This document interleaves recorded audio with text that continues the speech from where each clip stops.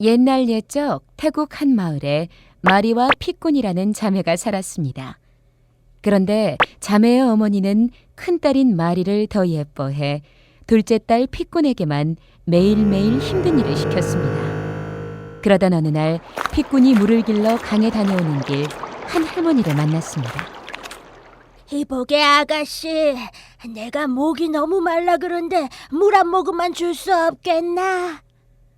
얼마나 목이 마르셨으면 네, 어서 드세요. 마음껏 드세요. 아이고, 참 착한 아가씨네. 고맙네, 고마워. 그런데 이봐, 실은 내가 이 산에 사는 신령이라오. 너무 고마워서 보답으로 작은 나무를 하나 줄까 하는데 이 나무는 말만 하면 금꽃이 피는 나무라오. 받으시오, 아가씨. 네, 감사합니다, 할머니. 피꾼이 집에 돌아와 작은 나무에게 말을 해보았더니 신기하게도 정말 금꽃이 활짝활짝 피었습니다. 피꾼은 너무 기뻐 어머니와 언니에게 달려가 사정을 말했습니다. 어머니, 언니! 말만 하면 금꽃이 피우는 나무가 있어요. 왜야? 어디 보자. 아이고, 이런 일이. 아이고, 신기해라. 얘 피꾸나, 넌 이제부터 쉴 새 없이 말을 하거라. 어머니 말대로 쉴 새 없이 말을 한 피꾼은 그만 목이 쉬어 더 이상 아무 소리도 내지 못하게 되었습니다. 그러자 금을 더 갖고 싶었던 어머니는 첫째 딸 마리를 강제로 강에 물 길러 보내기로 하고는 마리에게 일렀습니다. 마리야, 한 번만 수고하거라. 물을 길어오는 길에 할머니를 만나면 물을 주면 돼. 그럼 너도 금꽃나무를 받아올 수 있을 게야. 마리가 물을 길어 돌아오는 길, 아무리 기다려도 할머니는 보이지 않았습니다. 그런데 그때 웬 젊은 여자가 나타나 물을 부탁하자 마리는 크게 짜증을 부리며 거절했습니다. 하지만 사실 그 젊은 여자는 금꽃나무를 준 그 신령이었습니다. 화가 난 신령은 마리에게 말할 때마다 입에서 벌레와 지렁이가 나오는 저주를 걸었습니다.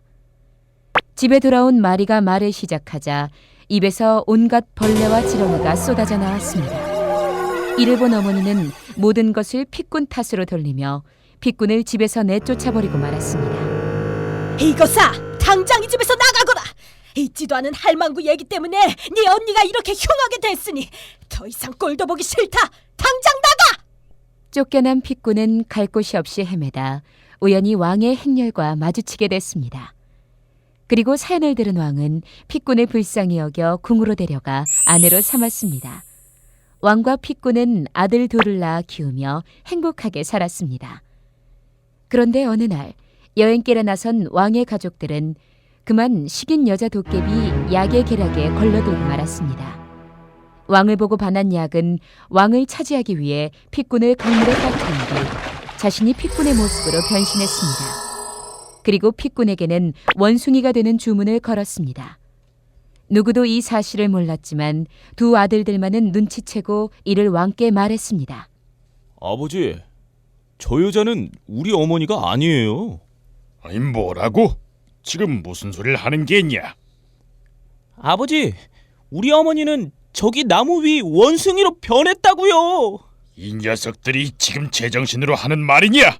너희들 어머니를 앞에 두고 무슨 배은망덕한 소리들이냐?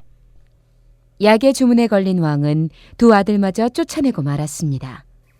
궁을 떠나 숲을 헤매던 두 왕자는 우연히 산에서 도닦는 사람을 만나 그와 함께 지내며 여러 가지 무예와 마술 주문을 배웠습니다.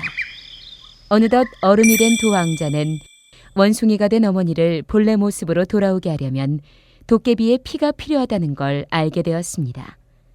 때가 되자 두 왕자는 궁으로 돌아가 그간 익혀온 무예와 주문으로 약을 물리치고 원숭이로 변한 어머니를 찾아가 약의 피를 뿌렸습니다. 그러자 픽군은 본래의 모습으로 돌아왔고 왕도 주문에서 풀려나 모두가 제자리를 찾게 되었습니다. 이후 픽군과 왕 그리고 두 왕자는 오래오래 행복하게 함께 살았습니다.